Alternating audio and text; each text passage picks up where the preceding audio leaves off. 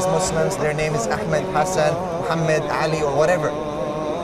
They don't realize that Islam is golden, it's priceless. Absolutely, I think it's one of the shames of Tehran. One of the shames of Tehran is that they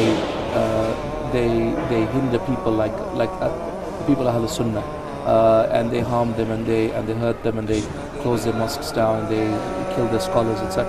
All of this is a big shame upon Tehran, really. And for Kalmar TV, it would be the same. I would tell everybody that we human beings need to give everybody room to move, to grow, to understand.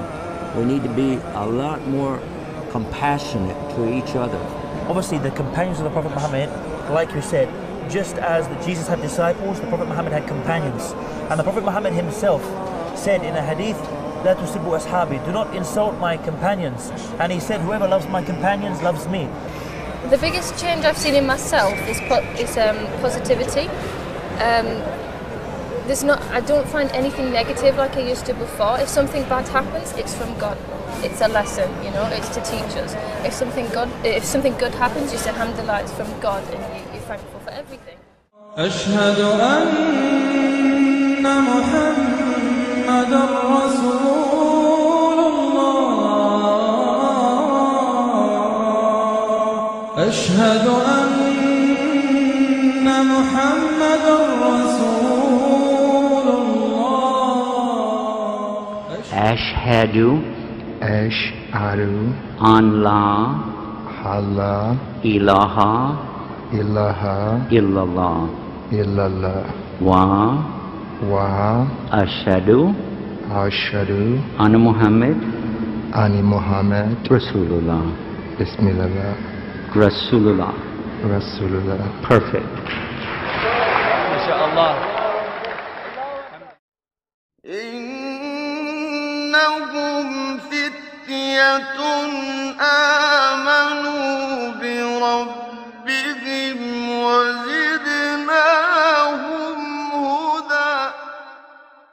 ایشان جوانانی بودند که به پروردگارشان ایمان داشتند و ما بر یقین و هدایتشان افزوده بودیم.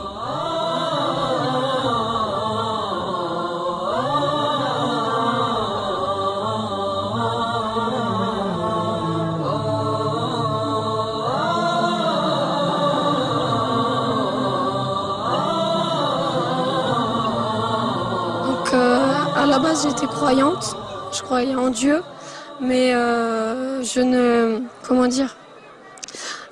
je reniais entre guillemets le judaïsme, le christianisme et l'islam. Je croyais juste en Dieu, donc je faisais mes petites affaires. Et après, j'ai voulu m'intéresser aux trois religions, vraiment connaître les trois religions, comment ça a commencé, comment ça a évolué. Et de fil en aiguille, je me suis rendu compte que l'islam était la fin et que le judaïsme, le christianisme sans l'islam n'était rien. Et donc c'est pour ça, alhamdoulilah, j'ai pu arriver de fil en aiguille à l'islam. Donc ma recherche d'informations s'est fait beaucoup plus par des livres. J'ai beaucoup lu avant de me convertir. J'avais aussi également des amis, mais comme j'étais très jeune, j'avais 15 ans, on était encore au collège, donc c'est vrai que c'était une pratique assez réduite, mais c'était beaucoup plus par des livres. Et donc le jour de ma conversion, donc j'ai fait une première conversion devant une sœur musulmane. Donc j'étais jeune, j'avais pas encore commencé la prière. Et donc par la suite, je me suis convertie au Jama'. Et ça a été une sensation que je pourrais pas donner de mots. J'ai pleuré et d'après ce qu'on m'a dit, j'ai fait pleurer. Et donc voilà, ça se ressent. Il y a pas de mots pour décrire ce sentiment-là. Faut le vivre vraiment. C'est vrai que vivre dans un pays laïque, c'est très très compliqué de pratiquer, surtout quand l'islam est assez stigmatisé, même beaucoup, et surtout en France avec le voile. Quand on parle de régression, de la place de la femme dans l'islam, que c'est en soi une prison entre guillemets, qu'elle est soumise à l'homme. C'est vrai que le voile est un signe que l'on voit énormément. C'est un signe distinctif que quand on n'a pas le voile, on ne se différencie pas en aucune façon d'une autre femme qui n'est pas musulmane. Maintenant, le voile, je l'ai mis là pour l'occasion, pour le Bourget.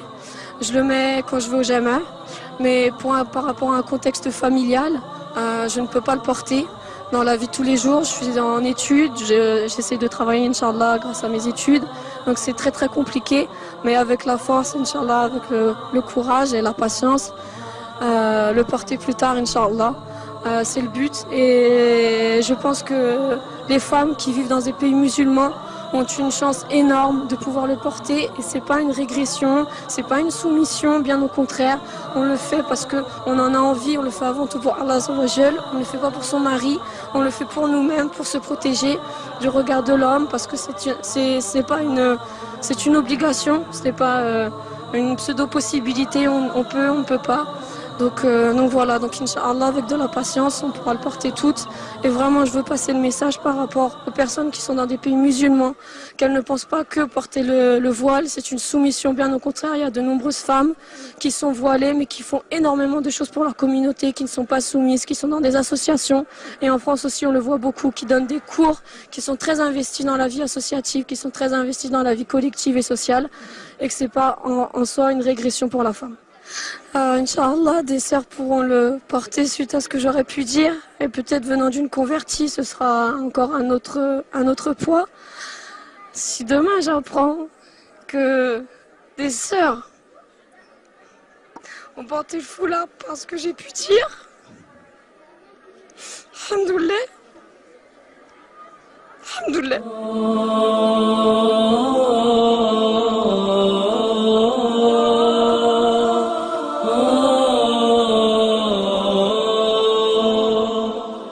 Quoi dire d'autre? Ce n'est Amin, alhamdoulilah. Allah Azza wa Jal est grand. Peut-être qu'il faudra de la patience pour que ça revienne, que les femmes puissent porter le voile, Inch'Allah. إنهم فتية آمنوا بربهم وزدناهم هدى. ایشان جوانانی بودند که به پروردگارشان ایمان داشتند و ما بر یقین و هدایتشان افزوده بودیم.